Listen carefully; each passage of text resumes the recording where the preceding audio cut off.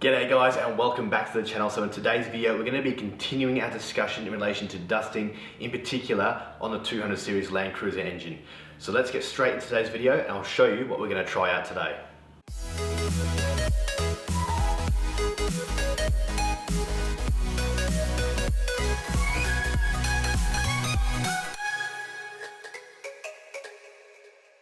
So if you're new here, this might be the first time watching the channel, I do have a previous video where I go over the dusting issue on the 200 series Landcruiser, and I go over a little bit about why I think there's a particular issue with it and some of the evidence I've got from my previous air filters. So make sure you go check that video out and then come back to this one. Before we go any further, I want to make sure, again, everyone knows that I'm not sponsored in this video. I have purchased all the products today myself for full retail price and received no discounts or promotions to advertise any of the products I've used in today's video. So, as you can probably guess from the title of the video, I've decided to go for a UNIFILTER, or at least to try a UNIFILTER out to see how it compares to the method that I've already tried in the Landcruiser to see whether we can eliminate some of that dusting issue. So let's go over quickly how a UNIFILTER works, what's included in the box and in the kit, and why I'm choosing to try this method today. And the reason I've chosen to go for a UNIFILTER here is because it is an oil filter. Now I do recall in my last video saying that I personally don't like using oil filters in the car. However, this channel is all about trying different things, seeing what works and what doesn't. So I'm willing to give this a go today to see whether or not it eliminates some of the dusting issues that we've experienced previously. In this particular frame we've got here, we've got two of these elements, a yellow one on top and a green one underneath. And these are both washable filters, do contain a little bit of oil and try and absorb and catch the dirt prior to the air, passing through the airbox into the engine. The one big difference with this particular filter is the fact that it has this foam seal on the back as well, which has also got a light coating of oil. And one of the biggest differences is the seal itself on this box. So we do have a very thick seal here, which is going to put a lot of tension on those two sides of the airbox together, therefore trying to eliminate any chance of air and dust passing through the sides of the airbox. Now you'll see why that's important if you have watched my last video. Okay, so let's open this up and see what makes this filter a little bit different to that of the Toyota filter. So you can see this section here, which is going to be a fresh side of the airbox. So the air is going to go through this yellow foam out and into the airbox. Now this bit here, like I said, is completely replaceable. So these panels here do just pull out. And then you've got two foam filter pieces behind it. This here is the housing for that UNIFILTER. So we can see here it's a metal construction on the top here. Obviously it's got a little bit of oil residue and whatnot, and it's got this mesh filter in between just to hold this from being sucked through the airbox. Now on the back here we can see this foam sort of seal here and just how thick that seal is. So you've got this hard section here and then you've got that foam there, which has also got that light coating of oil in it. So it really does make quite a large difference when you compare that with the Toyota one, which we will do once you pull it out of the car. So when you are doing regular servicing on that, it is as simple as taking these two panels out and then just cleaning them up.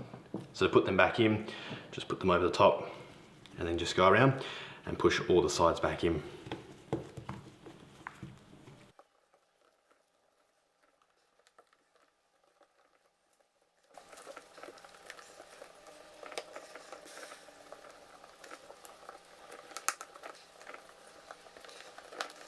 So when it does come to servicing those filters, that's how easy it is to remove those panels and chuck in either a set of clean ones or go cleaning them. What we're going to do in today's video is we're going to remove the entire top box completely, removing the MAF sensor and removing this hose clamp here. So we can remove this box, have a look at it now, because I know there is just a fine layer of dust on the inside of this top section, which is meant to be the clean side of the box. And that will give us a bit of a comparison when we have done about 5,000 to 7,000 kilometers on the filter to see whether or not this is the same sort of result from the top of this box. So you can see obviously these are two very different types of filters with the oil-based and the paper-based, but the biggest difference that we're going to see today is going to be that thickness of that seal. So when you compare the Toyota seal there to the UNIFILTER, you can see that the seal there is significantly different in its width. Okay, so my way of testing whether this UNIFILTER works is going to be by analysing the top section of this airbox here. So you can see here, this is where the MAF sensor plugs in. This is obviously leads into the engine from this pipe here. Now on the inside here, this is what I'll be keeping a very close eye on in terms of its the UNIFILTER's performance over the next few thousand kilometers. On this lip here, this flat section around the entire airbox, is where the seal of that air filter is sealed, and anything past this little flat bit inwards is meant to be as clean as possible, because that is the air that's going to go through and into the engine through that intake pipe. Now, as we can see from my box here, that is simply not the case. Particularly in this corner here, we can see a lot of dust and a lot of just very fine dust, but on the edge of this box here. And you can see some marks back here, so some previous tests that I've done, you might be able to see a little finger mark there.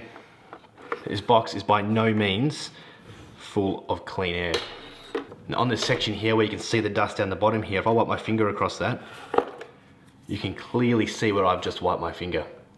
It's a pretty obvious mark there, and that's a fair bit of dust that has built up over time, still getting past the factory filter even with that increased sealing edge. So we can see there that's some pretty poor performance from the factory Toyota filter, both before and after I've put that extra tape on the filter to increase the sealing edge. So the plan today is we're going to do a very thorough clean of this box. We're going to get the washing detergent out. I'm going to clean up all these cracks and crevices and make sure this box is as clean as can be. Now obviously I'm going to remove this MAF sensor first, make sure there's no electronic components stuck to the box, and that will just be a plastic casing that we're washing down. So we'll get that done now. So when it comes to reinstalling the MAF sensor, just note that it can only fit back into the box in one direction. Also, just use caution when removing the MAF sensor, as those receiver wires are quite delicate and you don't want to break them. So there we have it, guys. The top of the box is now as clean as I can possibly get it. It's going to be a nice blank canvas for us to make a comparison once we've run that UNIFILTER for a short time as well. MAF sensor is now installed. Now we're ready to put the UNIFILTER into the car and reassemble the top of this box.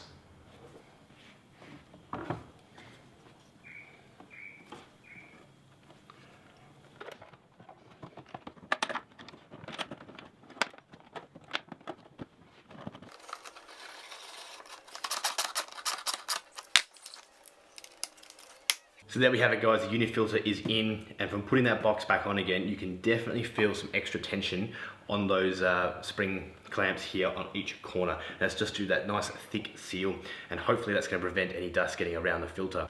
What we're going to do now is we're going to go for a drive both on-road and off-road, and we're going to come back in about 5,000 to 7,000 kilometers, and we're going to see how the top of this box looks, and we're going to compare it before and after in relation to the dust that we saw present on the inside or the clean side of this airbox. So stay tuned, let's go for a drive, come back in a bit.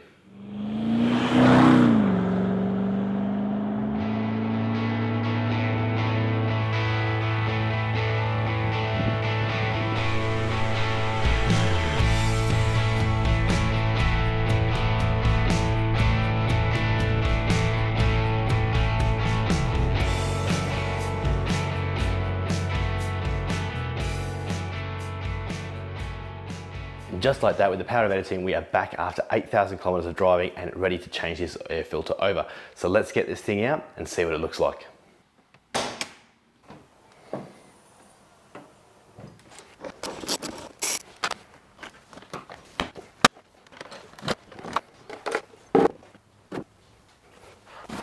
Okay guys, so for the moment of truth, we've got the top of the airbox here and we've got the filter. So we're gonna take the elements out of the filter first, see what they look like, both top and bottom, and after observations of the filter, and then we're gonna check out the inside of this box.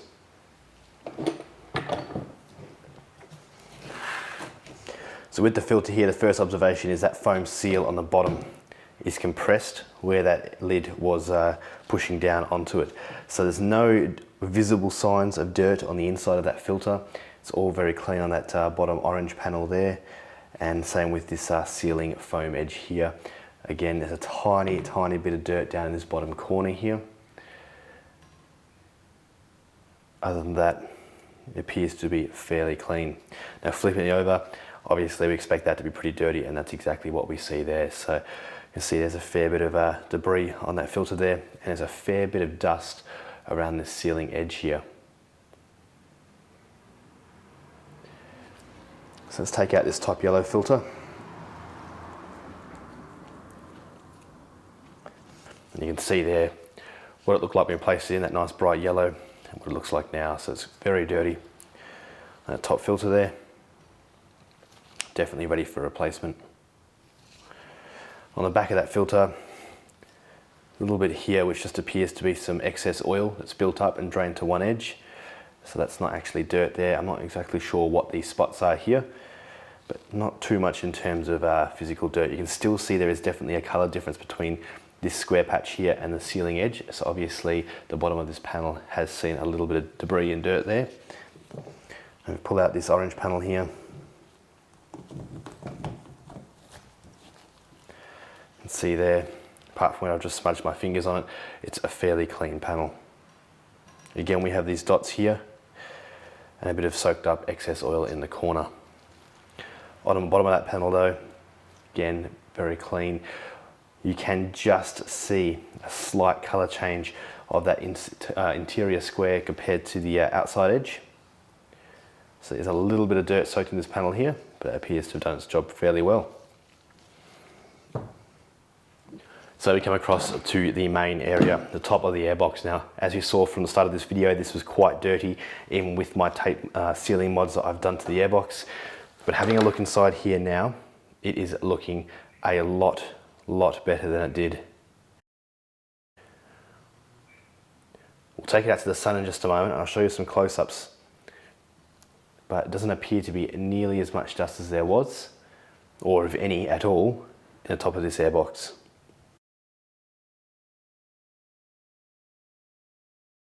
As you saw there, the box is fairly clean. There is still a very fine layer of dust on the inside of this top of the box. But when you compare that back to our old lid before we've changed up to the UNIFILTER, it definitely is a significant improvement. Now, I just wanted to quickly go over some of the observations I had from using this kit over the last 8,000 kilometers. The first one is these filter material elements here and the filter or the element around the seal on the box as well, the foam part, are very heavily oiled from UNIFILTER. As you can see from both of these panels here, there is an excess oil sitting in the corner of this, both of these panels here, and that's just the lowest corner of the airbox the way it sits. Now with the foam edge around the edge of the seal here, this one on the bottom, it is very heavily oiled, and I probably should have taken some of the excess oil out before I installed it. There was so much oil in that filter as it drained out, it actually dripped down the airbox through the engine bay and onto the top of the upper control arm, and then down on the inside of the driver's side wheel. So it was quite heavy. I actually thought there was some other sort of leak in the vehicle when I first installed it. However, it was just the excess oil getting squeezed and pressured out of that seal. You can see here with the replacement panels that I've got ready here, this is pre-oiled from UNIFILTER as you would buy it. They're also quite heavily oiled, but I've had them sitting up on a shelf for the last 8,000 kilometers ready to go in as a replacement, and they too have also built up a lot of oil in the corner. Now this becomes a little bit of a concern when using the UNIFILTER, is that if all the oil is draining to the lowest section, then what is up in the main section of the panel and what is preventing the dirt from getting through? Now, the reason I'm going to stick with this for another couple of rounds of testing is that it so far has the best result for the top of the airbox when compared with factory Toyota, and also factory Toyota with my tape seal around the bottom of the airbox as well. However, what I am definitely going to do is increase the frequency at which I change these filters and make sure I keep an eye on what's going on. Obviously with your factory Toyota filters, you can have them up to 10,000 kilometers. However, I do not believe these should be changed every 10,000, and I'm going to schedule them for every 5,000 kilometers. There's two reasons for that. First of all, as we can see, the oil is pooling up in a corner. So that concerns me about how much oil is left in the higher edges of the filter, and therefore is it actually effective in these top sections if all the oil is down here on the panels. And the second reason is they're going to fill up quite quickly. As we can see from this one here, there's a lot of dirt and debris on this filter. It's going to put pressure on the filter and it's going to try and start forcing dirt through it. Now, one other observation that I came across when testing out the UNIFILTER, and it definitely was an unexpected one, is the noise of the turbos through the snorkel head. When I first put these filters in, straight away I observed quite a large increase in the volume of the turbo noises coming out of the snorkel head. Now, as you've probably seen from those who have watched my videos before, I do use a cyclonic pre-filter on my exhaust, on my snorkel. Therefore, it's a 360-degree intake. But when the window is down, that turbo sound is significantly louder. Even with the window closed, you can still hear it. It's not annoying or irritating when it's closed, but when it's open, it's definitely there. So something I wasn't quite expecting. Obviously the factory Toyota filter does dampen the noise from the turbos in this airbox, whereas these don't have those sound qualities as much.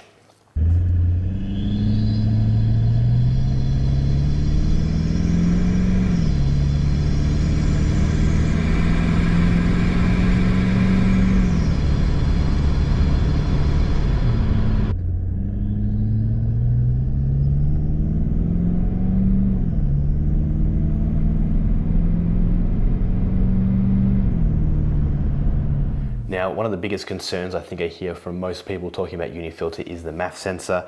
Obviously, people are concerned about oil coming off or soaking through these filters, the vapor in the air then getting stuck to the MAF sensor.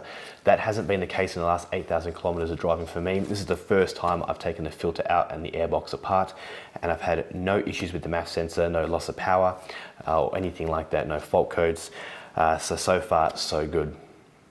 I should mention as well, every time I change my airbox, regardless of what filter I'm using, I'm always using a mass airflow sensor cleaner anyway. I'm just going to spray that straight onto those receiver wires, and that's just going to help it keep it nice and clean and provide the most accurate information to the ECU when computing how much air is passing through this filter.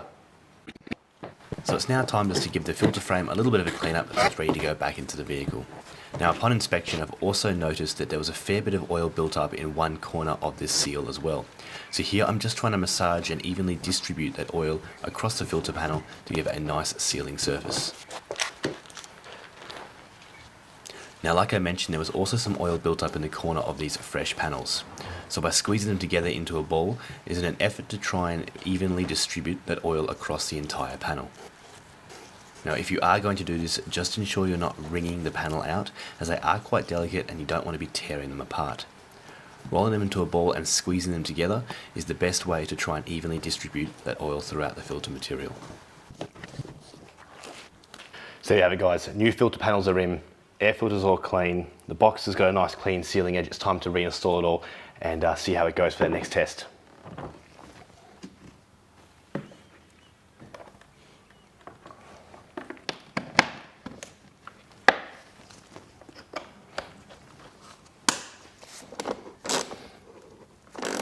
So in conclusion, guys, so far I've been impressed with the fact that it has picked up a lot of the dirt. However, I think there has to be a strong caution when using these air filters. They're not a place in and forget about for 10,000 kilometers. You know, the theory behind these oiled filters is the same as behind all motorbike air filters. And in fact, I've got a motorbike air filter here from my quad bike that I ride quite often. Now, these filters here, they work really well in taking away the dust before they get into the engine. However, if any of you guys out there ride bikes, you know that we normally clean these every ride or every couple of rides at the latest. We don't let these sit for 10,000 kilometers or 10 hours before changing them over. We normally carry a few of them on hand. I think that's going to be the same theory with the UNIFILTER. Although it might work really well when it's oiled, fresh, clean, ready to go, I think it's going to need a lot more servicing, more frequent servicing to make sure that oil is evenly distributed across both of those panels, and also to make sure that it's nice and clean at all times. I think if that oil starts to dry up or seep down to the bottom corner of the airbox, which is this inside rear corner here, that's when it could potentially start to cause an issue. I'm going to keep this in for another 5,000 kilometers and see how we go. I'm going to do a series of 5,000 kilometer changes, and I might do a long-term review just to see how well it's held up over, say, 20,000, 30,000 kilometers. Otherwise, guys, we'll see you in the next video. Cheers.